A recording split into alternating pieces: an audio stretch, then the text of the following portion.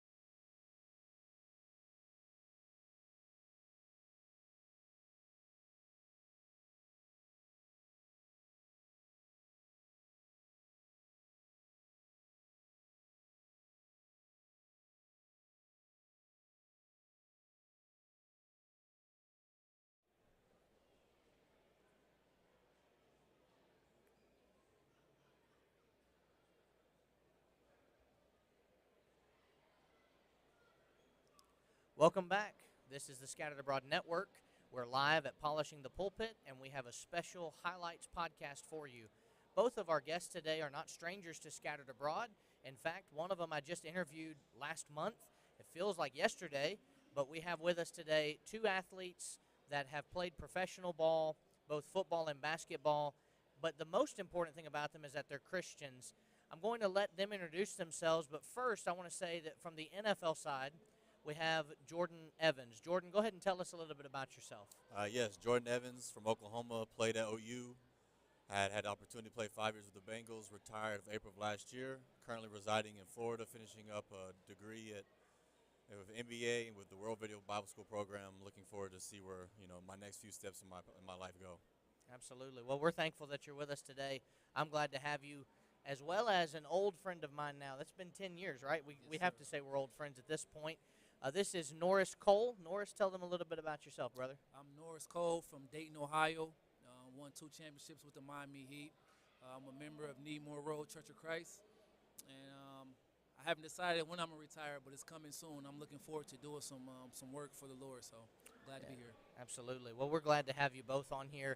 I told Jordan, and I wanted to say this first, about 10 years ago now, this upcoming March will be 10 years. My wife and I were told by Brother Don Walker, who's no longer with us, but he said, hey, do you want to meet Norris? And I said, yeah, that'd be great. And then we found out, of course, you were hurt at the time. You weren't able to play. But we were still able to go and see him. And I kind of told my wife, tempering expectations, I said, he's hurt. He may just want to get on the bus and go home. We may not get to meet him, and that's okay. Norris limped out, literally, because you were on crutches, and spent about 15 minutes with us, talking to us, and I got to see what he was going through in the NBA and how he dealt with being a faithful child of God. He had his notes app with all these different sermons and scriptures and everything else. I told him about GBN, told him about some different things that we had. And before we left, I'll tell you this now because my wife's made fun of me for years. Before we left, Norris said, hey, we should email each other. The whole way back to the car, I said, I cannot believe I've got his email address. I was so ecstatic. I was so happy. And I remember the feeling I had watching you pull your notes app was the same feeling I got just about a month ago when I talked to Jordan, because it's the same mentality of faithfulness is the most important thing. I know it's not the easiest thing, but it's the most important thing. And so we've got two different styles of play. One that is a lot more physical and more rough and tough and violent, one that's got a lot of finesse to it and a lot of work that goes into both. And you said as we were getting ready for this, playing's fine. Yeah. It's getting prepared to play that is the hard thing. And as I've learned more about the off-season, activities for NFL athletes and about basketball athletes, both of you have had to put your bodies at the peak level of physical condition for a majority, if not the majority of your life at this point. Would that be fair to say? How Yes. old were you when you started playing? 5. 5. So 32 years now. Once I started school. Right. Yeah. And about how old were you? I started playing tackle football in 5th grade, but Yeah. the work started in 1st grade because I told my dad I want to play tackle, and he said, well, if you want to do that, you have to do push-ups and sit-ups every morning before school to show me that you can play. Yeah. And that carried on through. Yeah, that's what it takes, isn't it? Right. Well, I want to talk about the idea of being faithful in the spotlight, because I remember watching clips before we knew each other of you draining threes for the Miami Heat. Yeah. And that one game you had that was like the pivotal game that you broke out, had a wonderful performance, made a difference in that game. And I remember watching that and thinking, man, that kid's talented. And kid, you're older than I am, but you know what I mean. I was impressed. But I was more impressed when I started to notice the faith. Faith is what's so important. And so I want to just talk for a moment about what your faith seemed like it was before the NFL and the NBA, and how that was challenged, navigating fame and pressure and temptation. And then I've got a third one that we'll talk about. But any one of you that wants to start, just go ahead and tell me how that kind of happened, where your faith was before you made it pro. I'll go ahead. I was blessed that when I played college ball, I got to play in my hometown. And one of the criteria is when I was choosing what school to go to, like the number one criteria, I had things like ability to play for a championship, but number one was a church home. And so when the University of Oklahoma offered me, it was like kind of like a no-brainer as well because my church home was there. So I was blessed to have the accountability partners of my parents to be in the same town as me to make sure I'm at service Sunday morning, Sunday night, Wednesday night. And so that carried me throughout college. And when I got to the NFL, I struggled because we play on Sundays. Yeah. We don't get done until evening, and then Wednesday nights is really your work day. And so you get done at 6, 7 o'clock, and you're trying to make it to a class. And so I actually struggled being around the body of the members. And so my faith in action, it took a hit. Now, biblical knowledge and studying the Word of God and understanding the doctrine of faith, I was still strong in, but the actions of it made it tough. And I think we talked about it last time. If it wasn't for some of those members continually reaching out to me and talking to me and the young kids looking up to me, who knows what could have happened. And so I always, thanks be to God that he gave me a church, a body of believers in different states to continue to pour into me. Yeah. Norris? I didn't go to school in my hometown, but I went to school in my home state. So my parents were at every game, so I had that accountability. And then the church in Cleveland, Brother Barnes used to come pick me up and take me to service on Sundays. If we had at practice in the morning, then I would go to the night service and vice versa. And so I was able to have someone hold me accountable.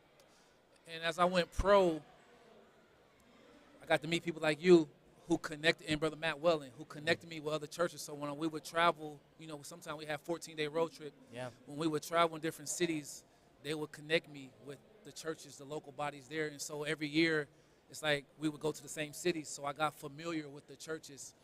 But it wasn't easy, though, because, living in Miami is not easy. I wasn't a perfect Christian, I would say. But having those members reach out to me, like, am I going to see you this morning? Or let's go to lunch on your off day. Yeah. That's what kind of helped me to stay grounded. And then, obviously, my parents, I was lucky. They were able to retire. I was able to retire them. And so they could travel. And when they would travel and see me, they would see me for weeks at a time. Yeah. So, they're going to service in the morning. They're going to Bible class. So it always encouraged me, even though I'm tired after practice, I would, get up and ride with them. So having that accountability, like he said, really, really helped. Absolutely. And I think that's actually a stark difference in the sport of football and basketball. 82-game season in the pros. Yes. 17 games, and it wasn't 17 when you first started. Right, It was 16. And so you have less road trips than you had. Yeah. And you had less days on the road than he probably had, but both of you have said the same exact thing. It's still challenging. 16 weeks out of the year, you're having to be they make you stay in a team hotel even if you're at home, right? Correct. That's what I thought. And so that you're still away from your home comfort even when you're at home. Right. And you have to go through all of the processes that happens there. I'm sure it's very similar in the basketball realm to a degree of even when you're they home, work they've more got hours. things. I would say we play more games, but football players have more work hours because they have to show up physical work, position work, teamwork. Yes. We only have to show up for 2.5 hours, 3 hours. Anything else is us extra. Yeah. So, yeah, it's definitely a challenge, just in a different way. Absolutely. That's what's the kind of the beautiful thing about it. I've always struggled with, baseball has 120,500 games or whatever. Basketball's got the amount of 82. Football's got 16 to 17, of course, in the pros now. Yeah. And you sometimes look at that and go, oh, it's a short amount of time.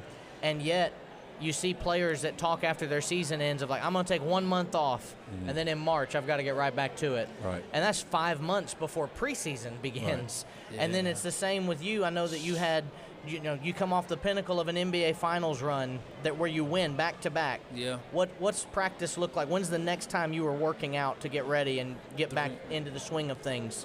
3 weeks. Yeah. Take 3 See, weeks. I mean, that's Yeah. right. Yeah. And It's so- a lifestyle for sure. Exactly, which makes it a grind because away from the comfort of home, having to work out all that, even when you're home, it's still different, still difficult. But then you get to be more known.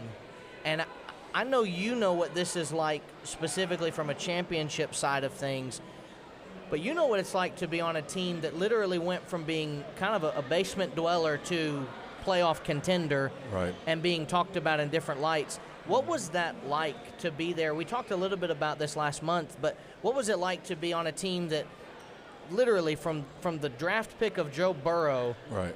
to now is all of a sudden they're being talked about every year, even though last couple years the defense hasn't been as good as it could have been. Right. Everybody's still expecting the Bengals to make the playoffs. That means fame had to kind of skyrocket, right? No, it did. Actually, it's funny you say that because I remember I blew my knee out week 5 the year we went to the Super Bowl, and next thing you know, we go to Super Bowl. I'm getting interviewed for hometown news like outlets. I'm getting noticed everywhere out in Cincinnati, and I'm thinking like, yeah, I've been here for 4 years, but I haven't played in 10, 15 weeks now, whatever it is in the playoffs. And it's just fame and that type of attention brings a lot of eyes your way, and that's literally what it was. At one point in time, guys were making fun of you for playing for the Bengals because we were doing bad, right. And all of a sudden we're headed to the Super Bowl, and I'm a IR guy with crutches and a knee brace, still taking pictures and autographs and stuff like that. Right. And so, but it made me go back and think of the best advice, some of the best advice, and I will never forget it. You probably can relate to this. But when I was coming out of high school, an older lady at the congregation wrote me a letter, and she just said, hey, just so you know, you live in a glass house now. And that's always stuck with me.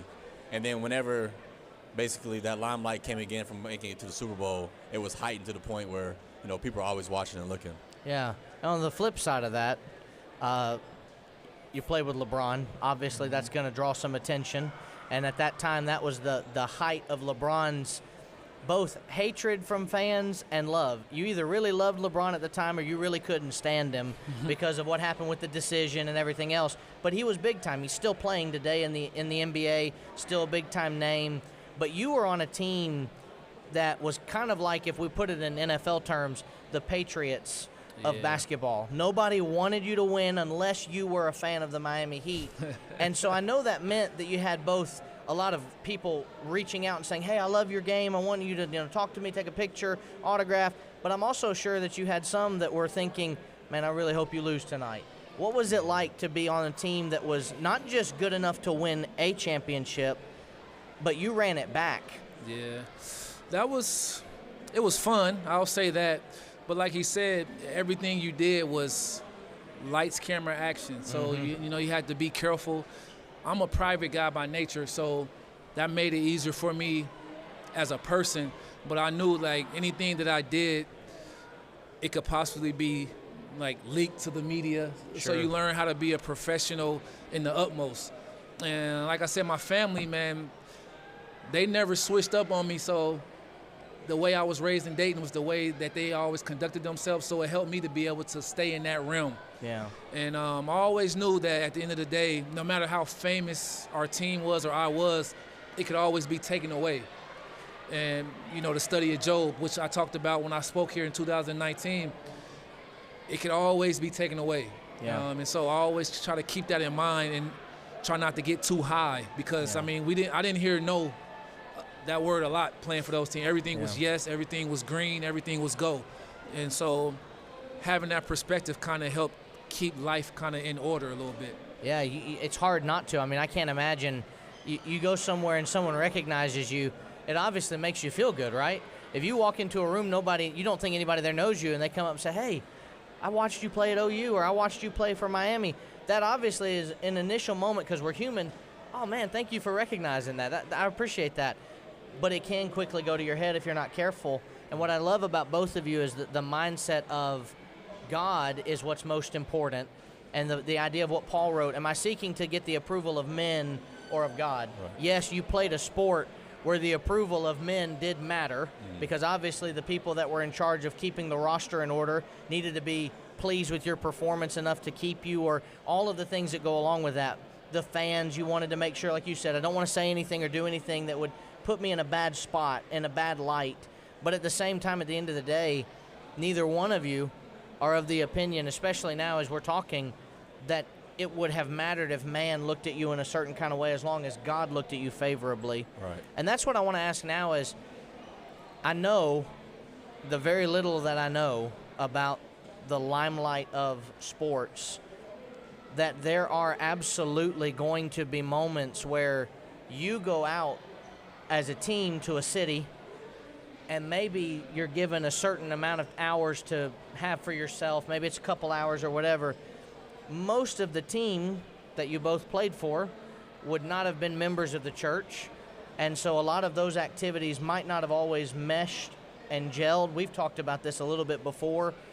What was it like to have to navigate that, and how do you protect your heart when you're surrounded by so much worldly influence?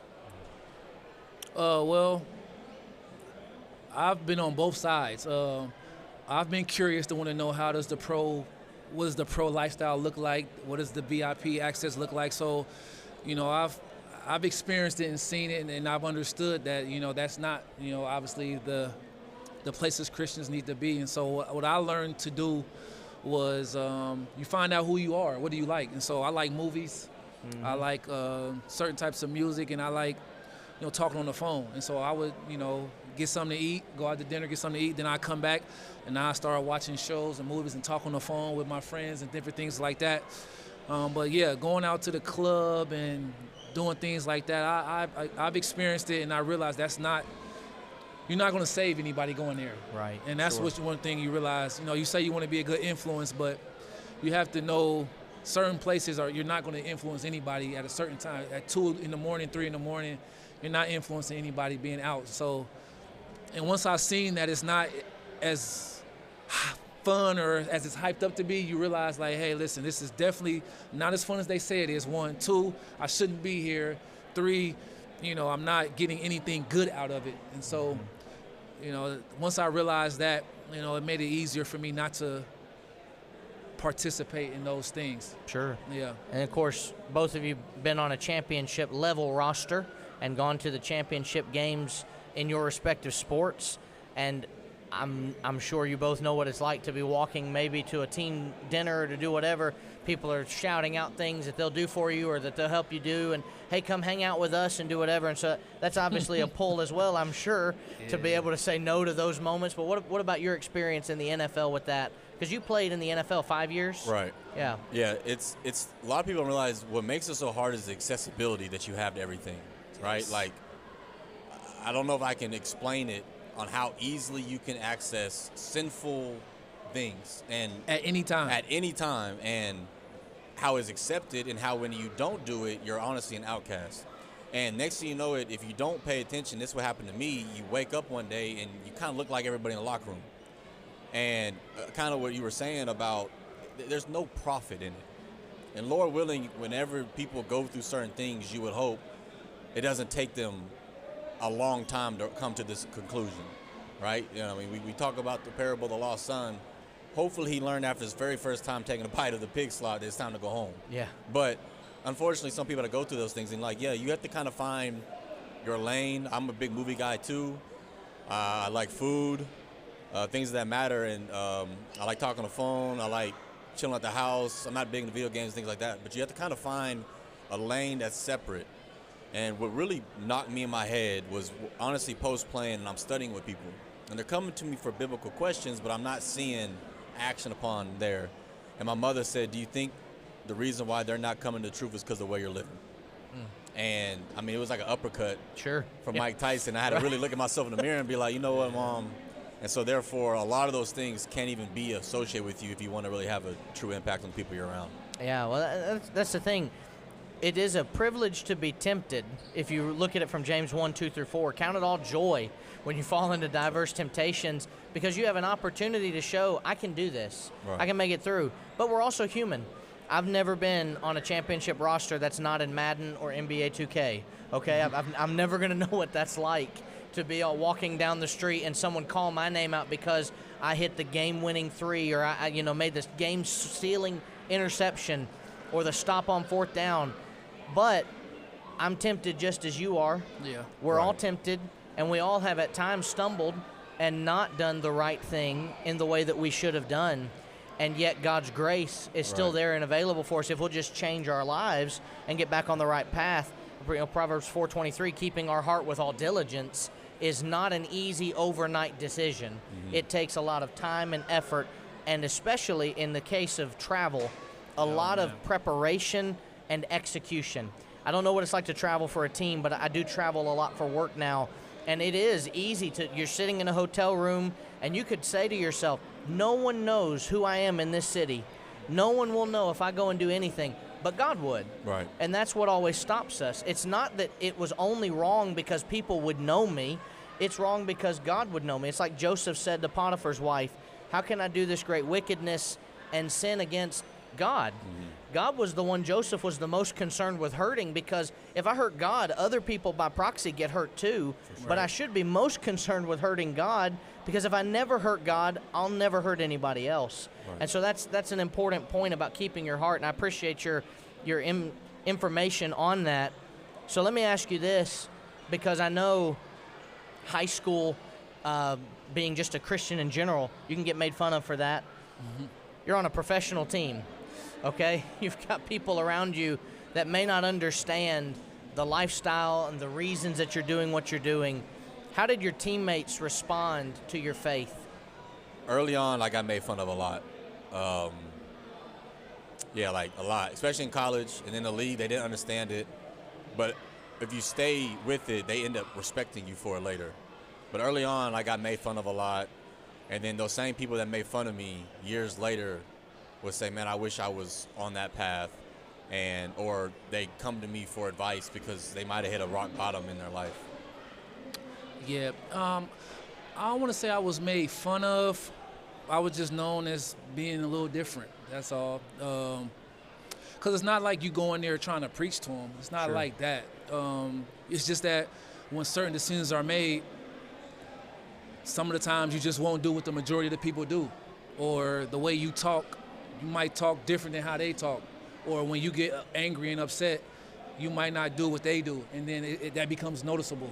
Yeah. So I wasn't necessarily made fun of, but sometimes they might say an inside joke like, well, we know what he gonna do, we know what he, but I never would say I was made fun of, because at the end of the day, especially in college and high school, we were the best athletes. So at the end of the day, no matter what you say, you're going to give me the ball. I'm going to take the shot. Yeah. You're going to hit somebody on the field, where they're going to be coming to you, like, make the play. So from that aspect, we were never, like, weird because we were the athletes. Right. Sure. But from the personality aspect, they just kind of like, he's not going to do certain things. Like, my teammates know I'm not drinking, I'm not smoking.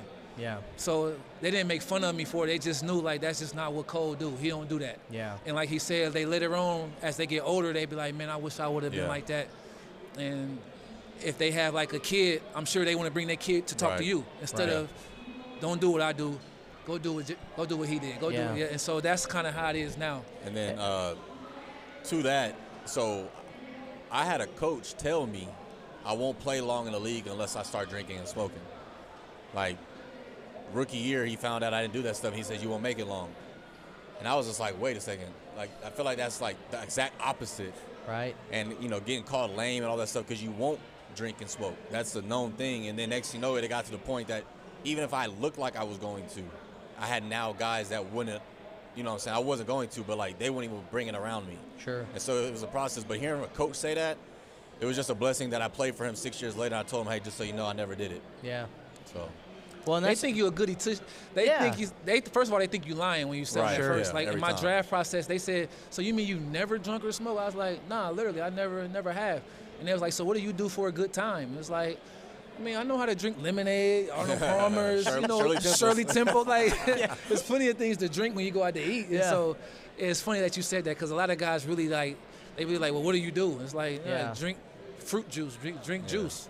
So are you saying during the draft process, that's when that kind of came up for you? Or? Yeah. Yeah, so even in the draft process, that was on their mind. They didn't believe that they said, so you've never drunk or smoked before? I said, not once. So it was like, Yeah. Well, and that's the thing when you're talking about your experiences. I love that you've pointed out something that Scripture does tell us. People are trainable in knowing that you are not that way, and that they will eventually support that. Whether they agree with it or not is one thing, but they support it to the point you said, they're not going to bring it around me. They're going to know that's just not what Cole does. That's not who he is. Yeah. That is exactly what Scripture calls us to be in Romans 12, not being like the world, but being transformed out of it. Being separated and different doesn't mean we never talk to people, we never go out and have fun. It means we just do fun the way God would have us do it. And the others will eventually start to recognize, oh, wait a minute. He won 2 titles with us. He was good enough to be on the court in pivotal moments, good enough to be on the field when we needed him. It evidently didn't make a difference that he doesn't do those things, and we're okay with that. And that's great, and that kind of shifts me to the last part we're going to talk about. And I've got 4 things here, and one of them is my friend Wayne keeps messaging me about, so I'm going to get to it, buddy, I promise. Look at me real quick. I'm going to get to it. No.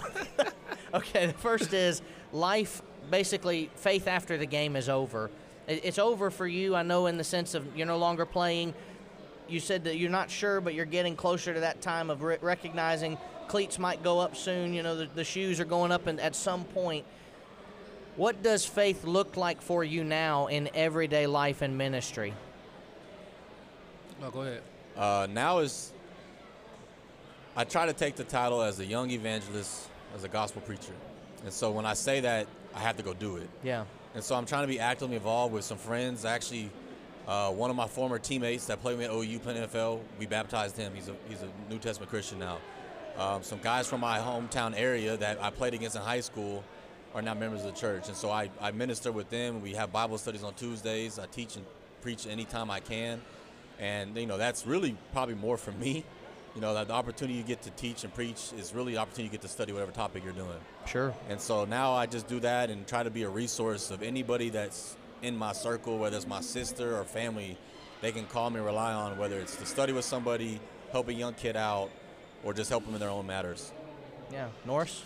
For me, I'm into motivational speaking now. And so last year I was able to go to Faulkner and talk to their basketball team, men's and women's team. And I've been able to speak here at Polytional Pulpit a couple times to the youth, to the teens. I think my niche is speaking to athletes and speaking to young people. You know, obviously they gravitate to younger people and they gravitate to athletes. And so that's kind of my niche. And I try to use that, you know, when I can, you know, when my schedule allows it. And then, like he said, you know, those who I come in contact with, my social circle, you know, they're always invited to come to the service. My fiance now, you know, I study with her and she was converted. And so, you know, I don't necessarily go out looking to preach per se, but if I have an opportunity to a group of young people, whether I'm training them or whether, you know, you or someone from Faulkner calls me and say, hey, I have a group of people, I'm always open to going to speak to them. And as I finish playing, I'll have more time to do that more often and possibly full time. Yeah. Well, I know of a school that'd be great for both of you. All right. It's in Memphis. We've got applications right here. We can sign up right now. I mean, we're ready. I know that whatever you do, as long as you're faithful to God, that's what matters most. And I'm proud of both of you. Not that you seek my approval for any reason other than just the fact that we're brothers in Christ, and that's a bond that is so special. And this is what, you know, you talked about young athletes for the next generation. You're trying to influence them and help. One of the questions here I'm going to kind of modify because I think it's important. We always talk to the kids, but there's a sermon that I've preached before where I talk about the traditions of our world and how we've got certain traditions that become so ingrained. You know how Super Bowl Sunday is. Most people, they don't go back to services at night. Right. They're watching the game. Right. And that's a tradition. Our world says that's acceptable. Most people, as you know, they would make the statement, I just can't make it to services. But you tried every time. You made it a point to be at services every possible chance that you had to make it. You were there. And I know that. I've heard that from people other than just you and your parents. I've heard it from people that were working in ministry where you were at. They said, we always saw him. He was there every time he possibly could be. But I tell people when it comes to sports, though I've never understood what it's like to play it, and I don't have any children that are showing any type of natural ability to that degree, the chances are that your kid's probably not going pro, right? I mean, in your draft class, there were people who had aspirations, hopes, and dreams, and it didn't work out. Right. And they never stepped foot on an NFL field in any capacity, preseason or regular playoffs. Same with the court. They never laced up and stepped out on there and were given the ball in a critical moment. But we've got parents across the world that are, just putting it bluntly, making an idol out of sports and putting it as a pedestal of this is the most important thing. I want to give you both a chance to give advice to the parents of young children that are in sports, that are Christians, and what is really the most important advice you could give them about that aspect of life. Go ahead. It has to be a tool. Sports is a tool. It is not your identity. It's not your lifestyle, even though we put a lot of time and energy into it. You have to understand it's a tool, and what you teach at a young age really helps those kids. Like, yes, there's a lot of attributes and things that you learn from the game of work ethic and teamwork and things that translate to life. But, like, one of the things I will never forget is I missed so many championship games growing up as a kid in baseball and basketball because Sundays are non-negotiable. Oh, man. All the time. Yeah, and so as a kid, I understand. remember I'd be at service with my baseball or basketball uniform on, mad, and my dad about to whoop me because I ain't singing, right? So it's like, that little stuff ingrained in me. And so when it was taken from me at the professional level, I felt that.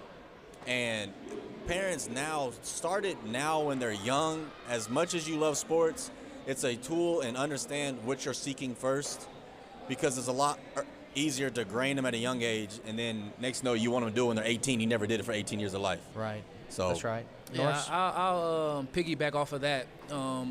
Sports it's a part of who you are. It's not who you are. And I was the same way. I was late to a lot of championship games, so I didn't make a lot because we was having service. But I would say understand the math. Only 1% get to play in the professional basketball, football, MLB, NHL. It's only 1% of the 6 billion people on earth. So most people are not going to make it. Right. And so when you look at it from that perspective, you won't over-invest your time in it. And I would say that it's fun, but it's not who you are, and it doesn't pay any bills. My parents reminded me my Pee-wee sports schedule is not what the house is going to be ran off of. It's not feeding anybody. Yeah. So it's not going to run your household. So I would say parents, raise your kids. Don't let your kids' sports schedule raise you, because at the end of the day, they're going to be adults a lot longer than they're going to play sports. Like he played 6 or 7 years, I played 14 years, but at the end of the day, we're going to probably live longer than our athletic career. And so I would say invest your time wisely in knowing that, religion is an eternal thing. It's not a temporary. Sports is temporary, and I think his family did a great job of teaching him that. My family did a great job of making me understand that sports is just a part of our life. It's not our whole life. And I think when parents understand that, they'll do a better job of allocating the time to sports. Yeah, I remember being a teenager, just starting to fall in love with football, and my dad asked me one time, he said, what's the average lifespan of an NFL athlete in the game? What's the average career? And at the time, the Steelers, my team, I got to always say that. It's all good.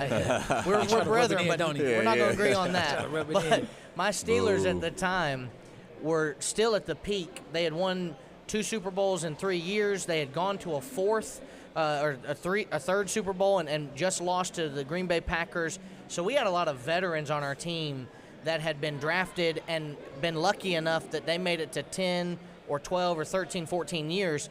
And so my answer was 15 years. Because obviously that's what it is. I mean, Brett Favre's playing still. He's 30, whatever. He's playing. This guy's playing. And my dad said, no, it's 4 years. And 2 I to said, 4 what? years. And that's it. Yeah. Exactly. 2 to 4 years. And it has changed so much over the last 15, 16 years since I had that conversation. And yet that's the thing. As a fantasy football player or whoever else is watching the game with intent, your favorite player is still a human being with a soul. Right. And I'm sitting with 2 of them right here. Thank you.